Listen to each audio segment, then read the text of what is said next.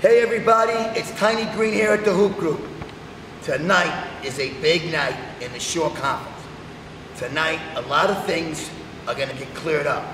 First of all, you have Manasquan versus St. John Vianney. Now look, we all know that St. John Vianney got the win the first time around at St. John Vianney. Tonight, they're going to Manasquan. It'll be a packed house, and believe me, the energy in that building tonight is going to be sensational.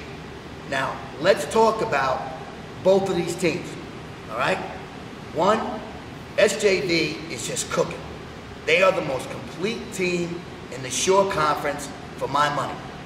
They have shooters, they have ball handlers, they have post players, they have a bench, and then of course, they have one of the best in the business, Dawn Carpel. They are the most complete team in the Shore Conference. What is their weakness? I'm not sure right now. Last year, they had problems struggling closing games. This year, that is absolutely not an issue. And with the addition of Tina LeBron, who's been sensational all year, Zoe Pirro with a full year behind her, and then of course, Kelly Crouch. This team's probably a step or two ahead of last year's team. Let's just put it that way. They are the complete package. Now look, Manasquan was really relying on Marina Mabry. At one point, I thought they were relying on her too much, but guess what's happened? Victoria Glavin is now legitimate. There's a case to be made. She's one of the better post players in the Shore right now. Then you got the senior leadership of Courtney Hageman, who now is also rounding into shape. Dara Mabry is no longer a freshman. She's been terrific. And with the 12 or 15 games she's has under her belt now, she's ready and seen it all that a freshman could possibly see, let's put it that way. So Dara Mabry is a different player. These are different teams than when they played the first time. It should be a wonderful battle. Now, what is everybody forgetting? They're forgetting two other games tonight. One, RBC versus Neptune. Let me start off by saying this. Bacon is tremendous. Desiree Allen is playing as well as any player in the Shore. Mega talented player. College coaches, I will tell you this right now. This kid cannot miss. She's tremendous. Now look, Neptune beat them the first time at Neptune. Now tonight they have to go back to Red Bank. People, Red Bank is starting to come around. Caitlin Carroll, remember this, is really playing well right now. You have Joe Montano back in the mix, who was away with some family issues. You know that Larkins and Barazati have been great all year. But here's the kid that for some strange reason has not been getting a due. Maureen Copley has been a beast this year. You hear me? A beast. She's been one of the best players at her position in the Shore. Let me repeat that. She's been one of the best players in her position at the Shore this year. So she's been terrific.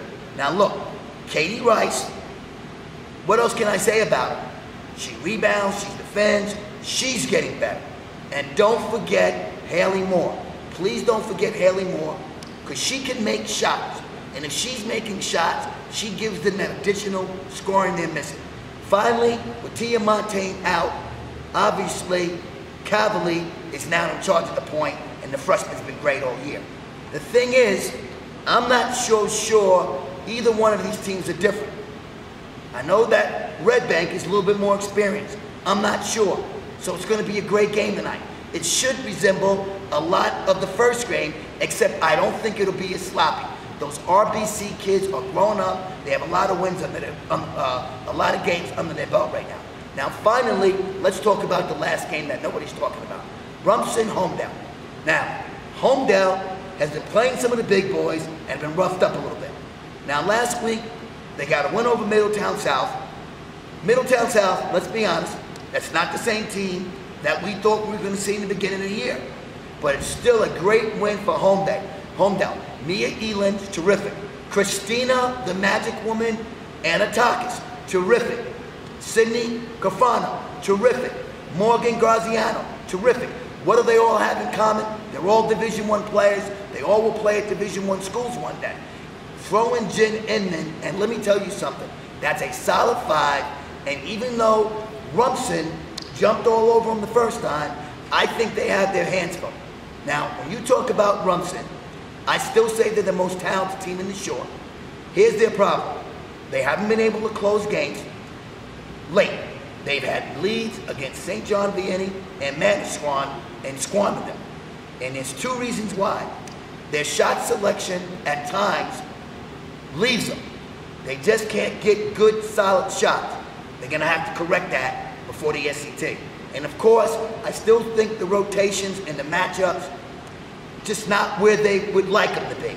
But I think that Coach Solis' teams always get better as the season rolls along. So that's something to think about.